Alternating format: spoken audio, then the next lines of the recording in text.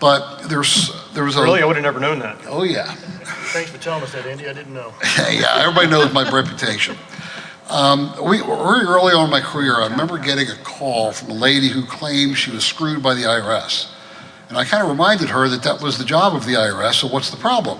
And she said, no, you don't understand. I was assaulted by one of your people. So, okay, well, we generally don't do that, so maybe I'll come out there and talk to you. So I got my partner out. This is like 1 o'clock in the morning on like a Thursday night or something. We drive over to this woman's house, and we sit down, and it's an attractive looking woman. She looks normal. She's a court stenographer. Her house is neat. And nothing that would indicate that, this person is like off the chart until she started talking. And she started telling me that she was having an affair with an IRS person and that it got violent and he did this and that and the other thing and she can prove it. I go, well, how are you going to do that? She says, well, you see all this stuff in the room? I said, yeah. She says, well, he moved it back to exactly where I left it. I said, well, did you move it where he put it back? He goes, no, that's the beauty of it. It was never moved, but it's back where it belongs. I'm thinking like, okay, this person needs to have her threads restripped. So I said, well, can you tell me more about the assault? She goes, the guy's trying to drive me crazy. He's mentally trying to make me think that I'm nuts. I'm thinking, okay, bitch, this has been a short trip for that drive. So she says, okay, I can finally prove that he's out to try and make me think I'm crazy, and I'm not. I know I'm not crazy. I said, okay, tell me how you're going to prove it. So she takes me out in the garage, and she says, look, this proves it. I'm looking around thinking like, okay, this is getting worse. She said, there, and she's pointing the wall, and all I see is a blank wall with a circuit breaker box. I said, lady, it's a circuit breaker box. What about it? She says, open it. So I'm thinking, okay, now she's trying to set me up and electrocute me. So I get my pencil and I'm opening this thing up, or thinking like some snake's gonna come flying out at me or something. Open it up and there's switches in there, like kind of what most would expect. She said, that proves it. I said, look, lady, I'm sorry, we're not, communicating here well. What the fuck are you talking about? She says, he rearranged all the circuit breaker boxes so that the colors are different now. So that was my first experience having to deal with people that aren't very normal. Before I had my last boss, I might add. But it's an interesting phenomenon when you actually have to work for an agency that has to be nice to people. And I usually try to be mostly nice, most of the time, sometimes. Are we going to tell Andy stories now? Which agency would that I'd like be? to tell some Andy stories. Then there's another fun thing I did very early in my career, and I'm saying this because that magic 7 years of statute of limitations, but we were going to try and prove that we could break into certain high-risk systems in the IRS. My boss decided that we were going to go out to one of these great big server centers and basically jury-rig this box so that we could crack passwords and user accounts and everything else. I figured, cool, fun, whatever. So we end up going to this place that has no bars. It's nothing around for 200 miles. So it's seriously boring. We decided to go into this place, and I had some software that I wrote that I could basically run on a program that would start capturing keystrokes. No big deal. So we walked in this room, and this room has 500 computers. There's one guy, 89 years old, sitting there working. And I walked up to him and said, sir, would you mind if I borrowed your computer for a minute? So the guy looks around and says, sure, what the hell? He gets up, walks off. So I load this software, and I'm waiting for him to come back, and he never comes back. So we ended up having to sleep on the floor of this office, waiting for somebody to come back in and log in the machine so I could capture stuff so we could go. Well, as it turns out, it didn't work that day. And we had to set it up a second time, and it didn't work, and a third time. Finally, what happened is I had renamed the program such that when I typed it, I wanted it to look like I mistyped something. And that was really the name of the file. But when I entered the program name, I didn't mistype it. So I had been going in there and entering the same thing wrong 4 times in a row. So 3 nights we've been sleeping on the floor of this office in this huge service center. And we finally decided that we would just ask the guy to log in the damn system, with the thing running in the foreground. He logged in, we got the password, and then we claimed success that we were able to compromise an IRS system. So it's sometimes funny how what you do and what comes out in the news is very, very different. The moral of the story of all that was that we ended up going to this one place in town that was a bar. I didn't drink, so I kind of stood outside smoking a cigar. And apparently I stood right next to the main intake vet, and I made the whole place stink like a cigar. And this was like in a very religious area. So they kicked us out.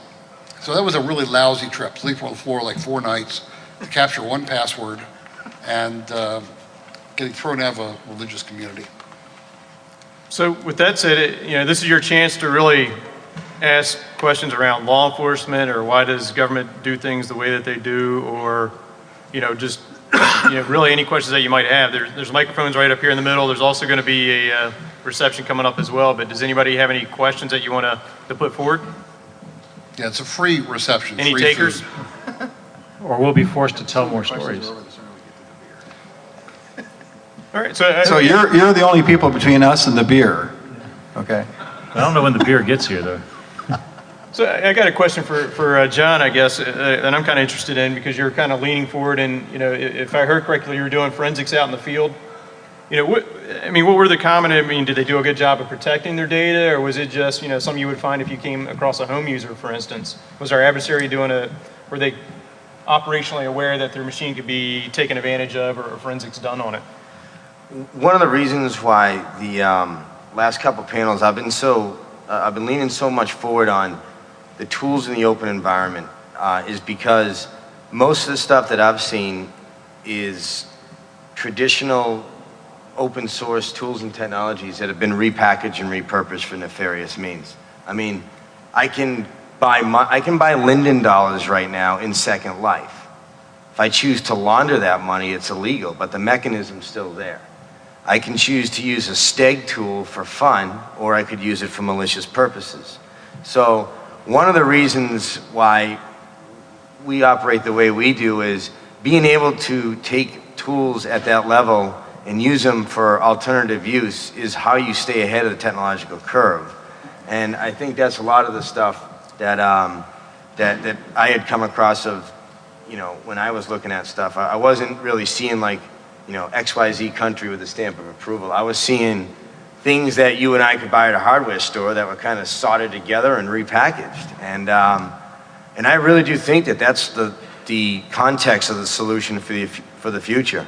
I do see a future that almost resembles a digital OSS. Bill Donovan was effective with this organization in his mere 4 years of existence because of the way they operated.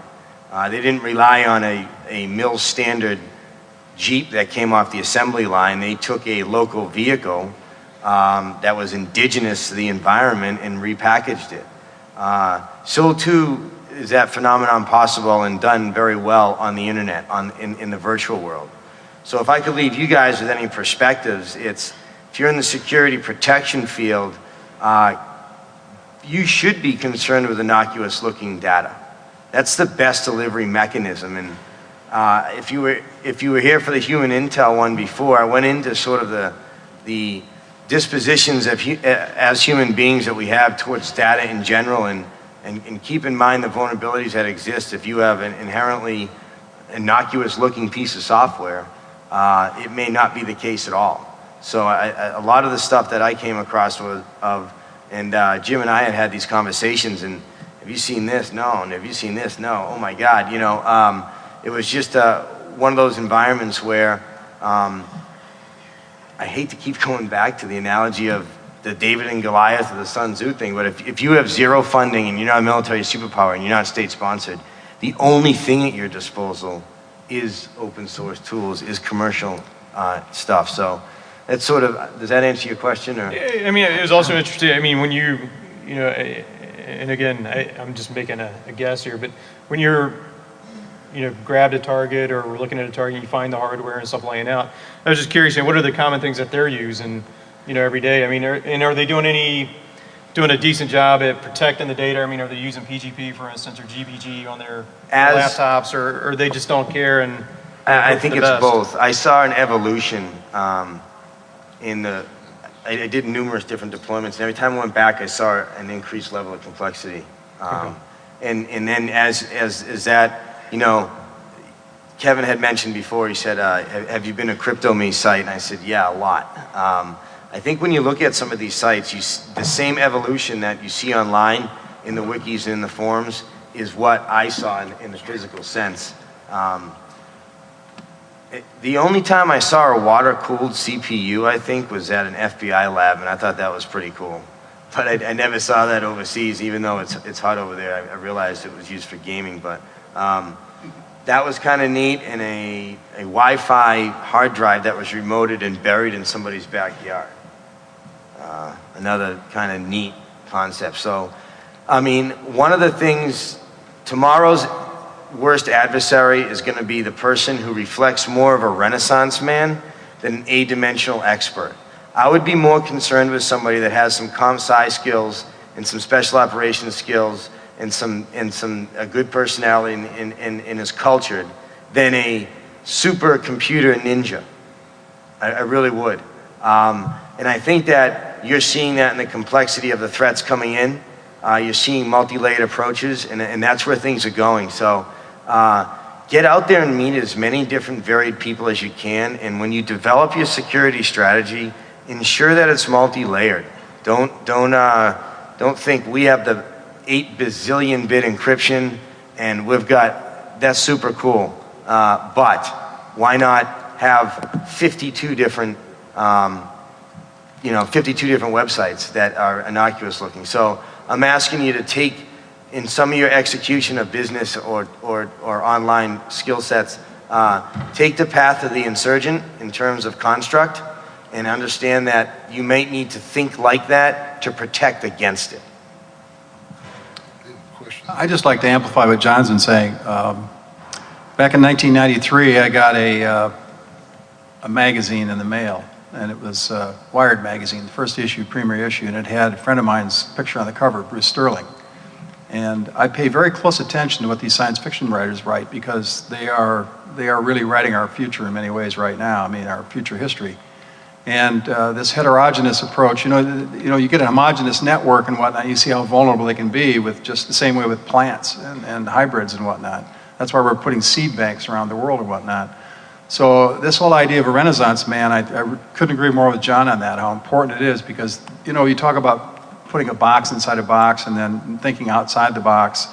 I guess the lesson, it was a hard lesson for me to learn. I'm really glad I learned it. It's really important to hang out with people who are smarter than you are and that are passionate and care about this country. One of my heroes is a fellow named Bob Weaver. And Bob started the New York Electronic Crimes Task Force. And I was up at building number 7 up there in 2000, a year before it went down.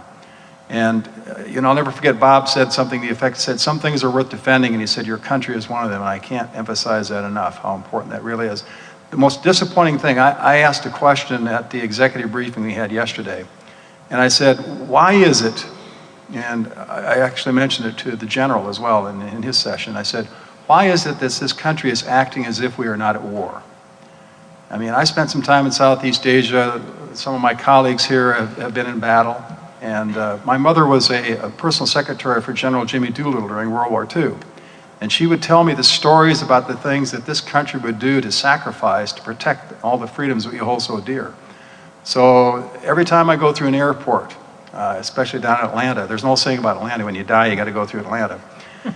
But unfortunately, there are too many people who have died and shed blood for this country, and they're going through those same airports, but they're coming through in a casket. So don't forget to thank those people, and don't forget to try to do everything you can to support them. All right, we got a question? Yeah, I had a question I just thought of that you're kind of giving us advice now forward based on your wisdom after being retired. You've gained a lot of wisdom. So my question is, given that wisdom, and when you pick up the paper or hear something in a tech blog, or read something in a tech blog, or hear something or see something on TV related to a technological threat, what is it's like, oh, I'm glad I don't have to deal with that. The new guys do. What is the thing, I guess, that you see, one thing, if you guys could each think of something that scares you the most that we have to face today? Well, actually, it's funny because since I've retired, I don't have to worry about policies, rules, regulations, or all these other things that used to get in the way